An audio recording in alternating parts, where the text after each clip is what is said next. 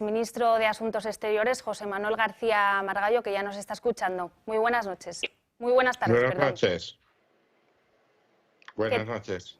¿Qué podemos esperar de esa reunión informal que está teniendo lugar en París y en el que la seguridad, como decíamos, va a tener un peso fundamental después, sobre todo, de que Reino Unido haya puesto encima de la mesa la posibilidad de enviar tropas de paz una vez que se alcance el alto el fuego en Ucrania? Bueno, yo creo que es la respuesta europea al movimiento que ha hecho Donald Trump de buscar unas negociaciones directa y exclusivamente con el presidente ruso, con Putin, a la que no han sido invitados ni los ucranianos ni los representantes europeos. La Unión Europea corre el riesgo de quedar marginada si no es capaz de arbitrar una respuesta rápida, urgente y decidida para intervenir en un proceso que nos afecta directamente. Es decir, si algo es esta guerra, es una guerra en la frontera europea, en la frontera de la Unión Europea, y que amenaza y alerta a varios de sus miembros. Llevamos casi 3 años de guerra en Ucrania. Hasta ahora no había habido por parte de la Unión Europea ningún tipo de solución. Donald Trump lleva apenas un mes en el cargo y ya ha puesto algo encima de la mesa. No sé si cree que por este ninguneo o por esta posición en la que queda ahora la Unión Europea vamos a ver algún titular por parte de los 27 en los próximos días, algún tipo de acción más proactiva. Bueno, perdóneme que le corrija, la guerra no empezó en 2022, empezó en 2014, después de una reunión en Vilnius en que el entonces presidente Yanukovych manifestó su voluntad de firmar un acuerdo de asociación con la Unión Europea. La reacción de Putin fue la invasión de Crimea, insisto, en 2014, y la activación del secesionismo en el Donbass. La respuesta de la Unión Europea entonces fue muy tibia. Se establecieron unas sanciones que apenas rozaron la economía rusa. Putin interpretó esta debilidad en la respuesta como un permiso para volver a hacerlo y en 2022 es cuando inició la invasión de la que hace ahora 3 años, como usted dice. Yo creo que la respuesta es muy clara. O la Unión Europea es capaz de actuar de forma unida, de forma decidida y de forma solidaria con Ucrania, o la Unión Europea caerá en la irrelevancia y estará al capricho de las negociaciones y de las decisiones que adopten Rusia y los Estados Unidos. Se está hablando mucho también de la necesidad de ese aumento en defensa de la Unión Europea. El otro día la propia von der Leyen lo decía desde Múnich. Ahora el propósito es llegar a ese 2%. En el caso de España se han comprometido a llegar a ese gasto en defensa del 2% del Producto Interior Bruto, pero Estados Unidos nos pide un 5%. No sé si en este sentido cree que va a haber también algún tipo de claudicación por parte de la Unión Europea. Vamos a ver, España está en estos momentos en el 1,28% del Producto Interior Bruto.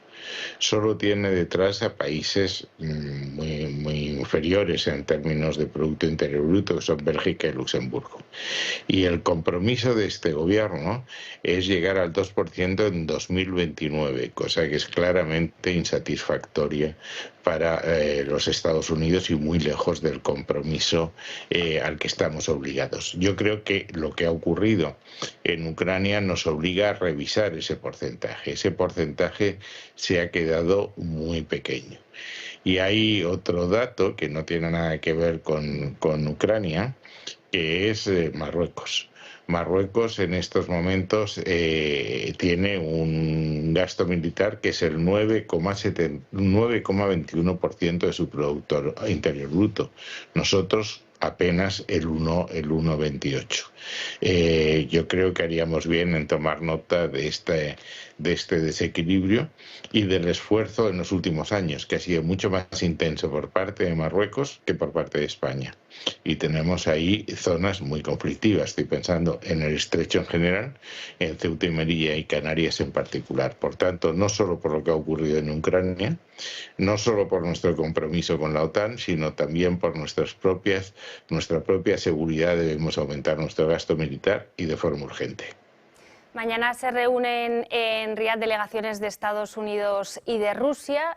No sé si usted piensa que desde Moscú se fían de los estadounidenses porque su postura ha sido un poco cambiante en los últimos días, ¿no? Al principio veíamos que estaban dispuestos a ceder ante Rusia y luego les amenazaban si no actuaban de buena fe con la posible participación de tropas estadounidenses allí en Ucrania. ¿Cómo cree que llega Putin o su delegación a este encuentro? Bueno, y estamos hablando de dos personajes que son bastante similares en el enfoque de su política exterior. Yo creo que Trump, a quien ha amenazado de verdad, a quien ha presionado de verdad es a Zelensky. Es verdad que le está apretándole las clavijas a Putin, pero es que yo creo que para entender lo que está haciendo Donald Musk, no solo ahí, sino en otras partes del mundo, ha amenazado con quedarse con Groenlandia, con Panamá, etcétera. Él es un negociante, él entra en una negociación con una postura de máximos, es lo que ha hecho con Zelensky.